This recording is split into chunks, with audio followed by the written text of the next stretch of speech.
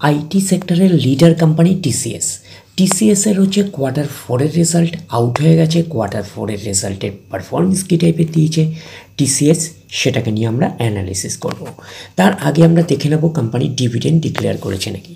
তো এখানে লেখা আছে ফাইনাল ডিভিডেন্ড 30 টাকা করে কিন্তু ফাইনাল ডিভিডেন্ড কিন্তু ডিক্লেয়ার করেছে। তো ফাইনাল ডিভিডেন্ডের ক্ষেত্রে কিন্তু শেয়ার হোল্ডারদের অ্যাপ্রুভালের প্রয়োজন হয়, এইটুখানি মাথায় রাখবেন। এইবারে আমরা চলে যাব কোম্পানিটার হচ্ছে কোয়ার্টার ফোরের রেজাল্টে, দেখব যে কোয়ার্টার ফোরের রেজাল্টের পারফরমেন্স কী টাইপের দিয়েছে। তো আমরা মোটামুটিভাবে কত নম্বর পেজে পাচ্ছি, 7 নম্বর পেজে হচ্ছে কোয়ার্টার ফোরের রেজাল্টটা আমরা পাচ্ছি। আমরা একটু লার্জ করে নিই, তাহলে আপনাদের কাছে ব্যাপারটা আরও ভিজিবল হবে। তো এইবারে আমরা দেখে নেব যে সিকোয়েন্সগুলো ঠিকঠাকভাবে সাজানো রয়েছে নাকি, এটাকে আগে আমরা ফার্স্ট আমরা দেখে নেব। এটা হচ্ছে এই কোয়ার্টার মিনস হচ্ছে কোয়ার্টার ফোর, এটা প্রিভিয়াস কোয়ার্টার, আর এইটা হচ্ছে 1 বছর আগে। তাহলে সিকোয়েন্সগুলো ঠিকঠাকভাবে সাজানো রয়েছে, আমরা এটুখানি বলতে পারি। এইবারে আমরা দেখে নিই যে অ্যামাউন্টগুলো কিসে দিয়েছে। অ্যামাউন্টগুলো হচ্ছে কাটার্সে দিয়েছে অ্যামাউন্টগুলো। এইবারে আমরা কি করব, একটু লার্জ করে নিয়ে অ্যাডজাস্ট করে নেব, তাহলে আপনাদের কাছে ব্যাপারটা আরও ভিজিবল হবে। তো এইবারে আমরা চলে যাচ্ছি কোম্পানিটার হচ্ছে টোটাল ইনকাম। তো চলে আসলাম টোটাল ইনকামে। এই কোয়ার্টার মিস হচ্ছে কোয়ার্টার ফোরে 65,507। প্রিভিয়াস কোয়ার্টারে ছিল 65,216। 1 বছর আগে ছিল 62,394। তাহলে 1 বছর আগের 62,394টা এখন কত হয়ে গেছে, 65,507। তাহলে আমরা বলবো ইয়ার অন ইয়ার বেসিস কিন্তু জাম্প রয়েছে টোটাল ইনকামে। প্রিভিয়াস কোয়ার্টারে ছিল কত, 65,216। সেটা হয়ে গেল এই কোয়ার্টার মিস হচ্ছে কোয়ার্টার ফোরে হয়ে গেল 65,507। তাহলে আমরা বলবো কোয়ার্টার অন কোয়ার্টার বেসিসও কিন্তু জাম্প রয়েছে টোটাল ইনকামে। তো ন্যাচারাল ব্যাপার, আমরা জানি যে ইনকাম করতে গেলে কোম্পানিকে এক্সপেন্সেস করতেই হবে। তো এখন দেখার বিষয় কোম্পানিটা ইনকাম করতে গিয়ে কতটা এক্সপেন্সেস করেছে। তো আমরা চলে আসলাম টোটাল এক্সপেন্সেসে। এই কোয়ার্টার মিনস হচ্ছে কোয়ার্টার ফোরে 49,105। প্রিভিয়াস কোয়ার্টারে ছিল 48,550। 1 বছর আগে ছিল 45,545। তাহলে 1 বছর আগের 45,545টা এখন কত হয়ে গেছে, 49,105।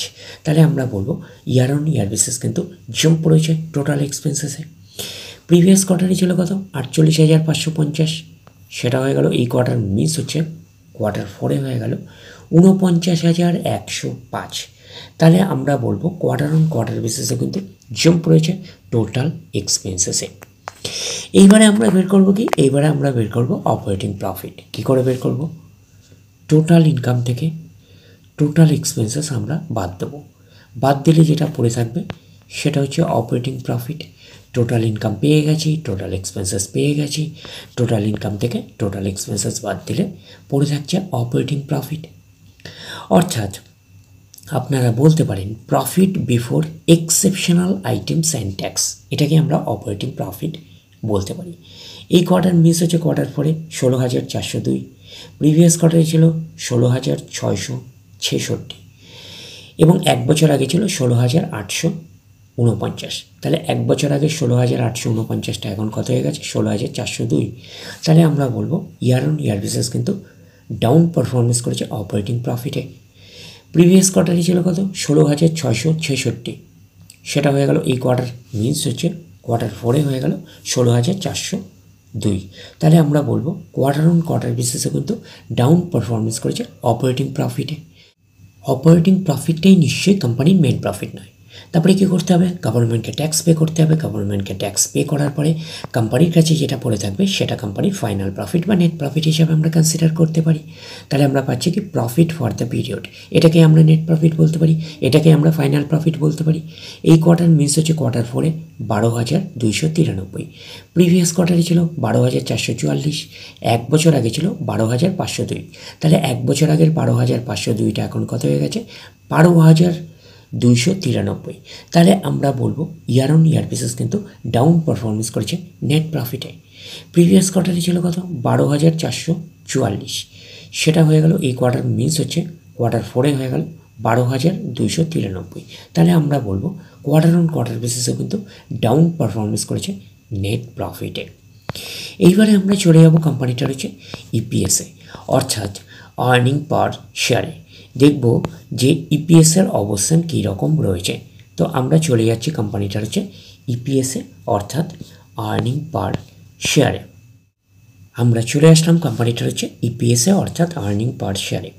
এই কোয়ার্টার মিস হচ্ছে কোয়ার্টার 4-এ 33.79, প্রিভিয়াস কোয়ার্টারে ছিল 34.21 এবং এক বছর আগে ছিল কত 34.37।